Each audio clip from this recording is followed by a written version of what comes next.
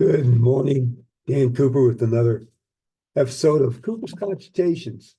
I think we're going to have fun this morning. We're going to move into something that correlates with the previous of God's pleasure and John 14.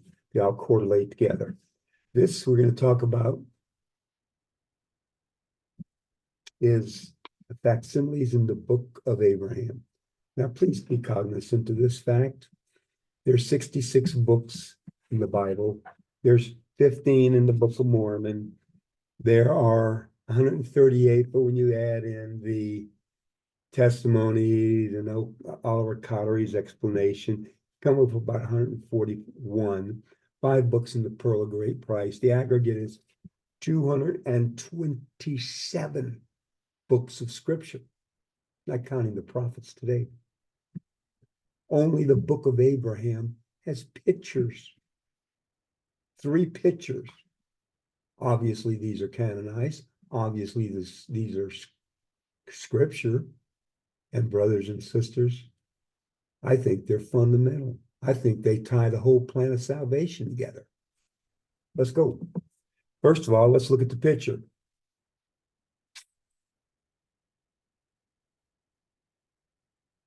I want you to see that. Okay? That's the facsimile number 1, Book of Abraham. As you see, there's this guy lying on this table, and there's this other guy with a sword, and it looks like it's descending. And then there's a bird.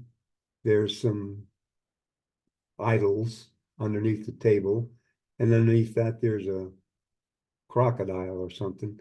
And then there's these vertical structures. Okay? So let's talk about first, the man on the table is Abraham. The priest of Elkanah is getting ready to butcher him. First thing you have to ask yourself is, what did Abraham do? Why is he worthy of the government executing him? Yes, all governments have religion. That's the fundamental purpose of government, to codify your religion. Now, whether that religion is Christianity or Muslim or Hindu or pagan, like we have in America today, and the Christians are protesting it, every government codifies their religion. Lucis John Rushton, The Institutes of Biblical Law. Read it. You'll understand. Now, the angel came and protected Abraham and terminated Elkanah. Now, I've had some experience with knives before, and when you're coming down, it's coming down fast. It's not a slow motion. Abraham chose to make it stop. There's no lines indicating this movement. It stops. In the very moment, I believe, that it stops was when the angel of God terminated the priest. In that very moment. Why do I think that? Well, let's look at brother Joseph. In his own words, and he was seized upon by some power which entirely overcame me. It seemed to me as if I were doomed to sudden destruction. Just at this moment of great alarm, I found myself delivered. Abraham, in the very moment of great alarm, found himself delivered. Joseph Smith's praying wasn't as dramatic as Abraham, just as poignant, just as powerful, just as fundamental.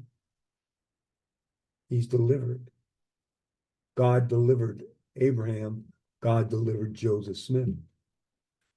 Stephen The martyr is being stoned to death for his testimony of Christ. He looks up into heaven at the moment he is dying. And what does he see? The Father and the Son. And he praises them and testifies of them. And then he gets terminated. Okay. So why does he save some and allow others to pass? I don't know. That's between him, the person who dies, and God. That's beyond my pay grade. What I do know, when things get tough, the tough get going. Military saying. What else is there? Where else are you going to go? You going to back off?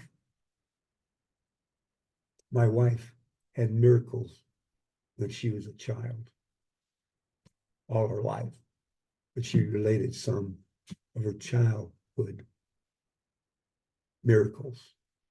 Yes, she was healed. She prayed. She had diabetes. She prayed. She was healed. She was praying, and a power seized upon her and kept increasing, and she was terrified. You know what she did? Kept praying. She kept praying. She didn't quit. She didn't get up and run out of the room. She didn't say, I have to get a hold of myself. That's when you have God get a hold of people. And she was relieved of her threat. She was one of the 10%. When 90% of the saints rejected the prophets, only 10% followed the prophets. Her great-grandfather followed the prophet. They went to the stake academies with Ezra Taft Benson and Harold B. Lee. Same stake academy on Oneida. My wife was a 10%er.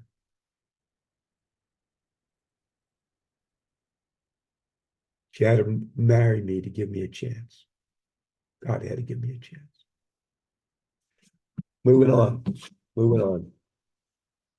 So that's Stephen. Let me put my glasses on so I know what I'm doing. I'm going to have to hurry.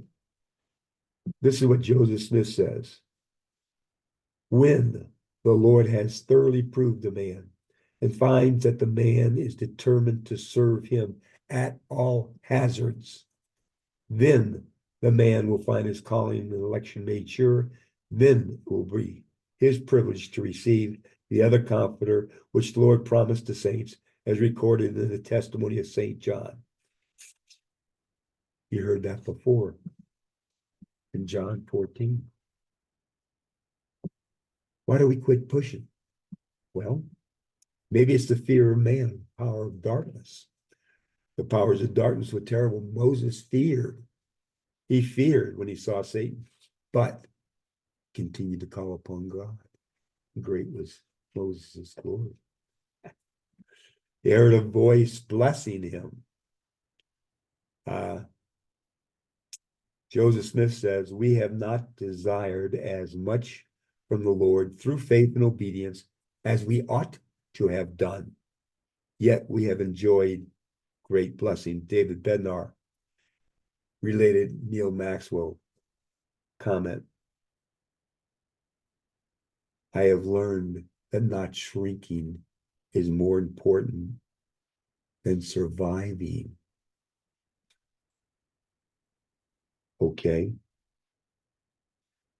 So we have to maintain the concept of obeying God even when it's tough. It's in the tough times where our revelation, our inspiration is the greatest. Look through the scriptures. Thank you. This will continue.